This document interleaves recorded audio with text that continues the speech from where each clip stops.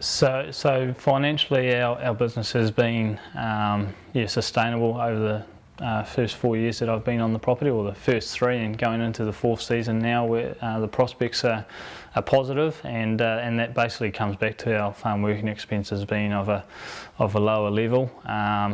In my first 3 seasons on the property, the working expenses have ranged between $1.08 and $1.36 per kilogram of milk solids, and this has been achieved by employing those physical parameters that we set around pasture covers and cow condition, and getting cow intakes right.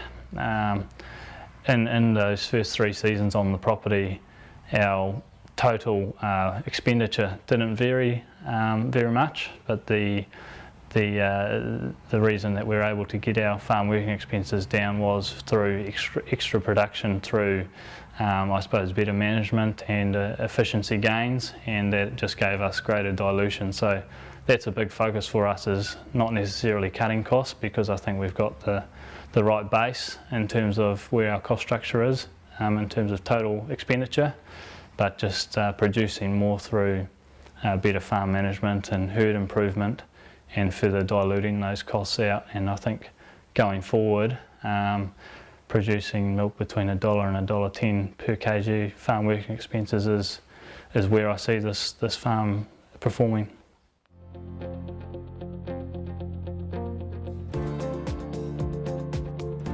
Yeah, so our budgeting for us is incredibly important, and it sets out the parameters for the season in terms of our financial targets and our cash flow, and how the season's going to pan out.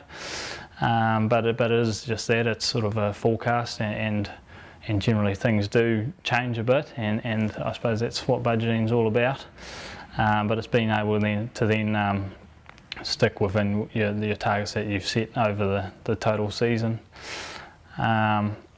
So we use Cash Manager Rural to create our budgets, and that's done at the start of the season, and then from there we monitor on a monthly basis what our expenses are doing after we've entered all our transactions in. We monitor our actual data versus our budgeted data, and the budget data is generally based on the previous season, with small tweaks made around where we think we can do a little bit better, or production, or just further expenditure.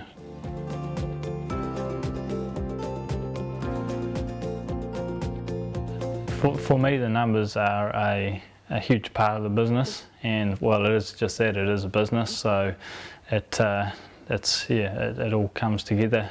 All the physical parts of the business that you're striving to while you're outside, in terms of milk production and pasture covers and that sort of thing, they all culminate in the financials. So it's incredibly rewarding then to see what you're putting down on paper.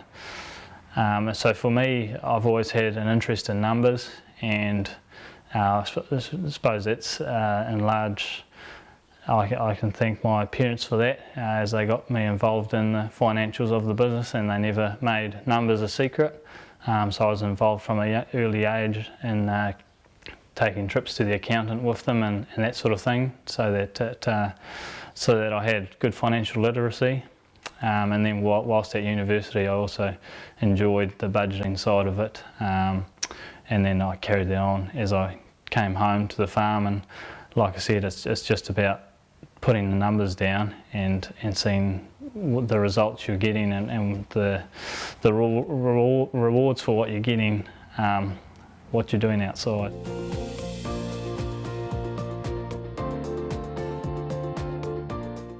Benchmarking for me is hugely important, and also hugely enjoyable. But budgeting's a massive part of the business. But when you're benchmarking, you're dealing with more tangible numbers, I suppose. That's the actual results that you've achieved during the year. So they're a lot more enjoyable to look at and compare. So we use DairyBase as our benchmarking tool, and that's a fantastic tool, as it allows us to benchmark against all our sort of fellow farmers on the parameters that we would like to benchmark it against them. And so when you've got your dairy-based report, you can compare it. You can sit down with a neighbour or a friend and compare your numbers with them, and discuss every line of the benchmarking analysis, and see where they've outperformed you, and where you've outperformed them, and see where efficiency gains can be achieved. And when you've got actual numbers in front of you, then it's easy to have a conversation about these things.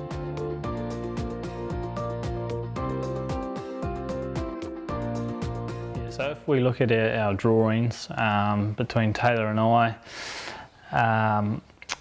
I suppose it comes back to the stage of our lives that we're in, when compared with a lot of other share milkers who have kids and other responsibilities of that sort. So for us, we're still quite young and both working quite hard towards our goals. So this allows us to, I suppose, focus on what we're doing and keep our drawings quite low. We don't live an overly expensive lifestyle, but on the same token, we do enjoy the things that we do, but they're relatively inexpensive hobbies around social sports and walking and those sort of things, hiking. So those sort of things don't, break the bank. And we also have her off-farm income, which is hugely useful at this stage. It allows us to sort of have an off-farm income to put towards drawings and that sort of thing, and keep those low as well.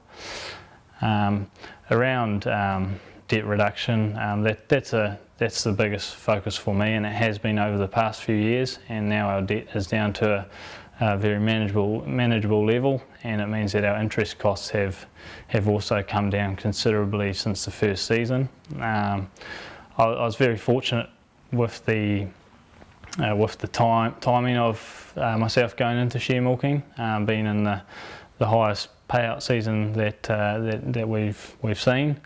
So that was, I suppose, just luck of timing, and as a result of that, we were able to reduce our debt hugely over that first season, not having to pay tax, being our first season in business.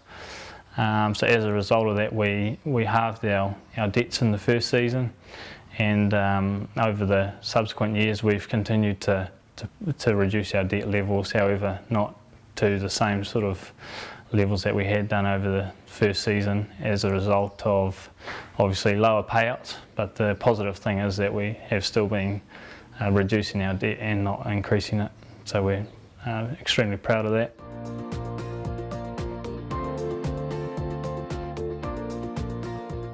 Yes, the payout decreasing at a fast rate over the last few years did certainly catch us by surprise at the time. But in terms of the way our business was set up, with regards to working expenses and operating costs, and having lowered our debt levels to a sustainable level, meant that we weren't caught off guard when the payout did drop. And we're allowed basically to continue on as we were, with the base system that we haven't had in place, and we decided not to change too much and just focus on efficiency gains in small areas around, say, 6 week and calf rate, and more pasture harvest and higher cow intakes, just to gain efficiency as opposed to dropping expenses further.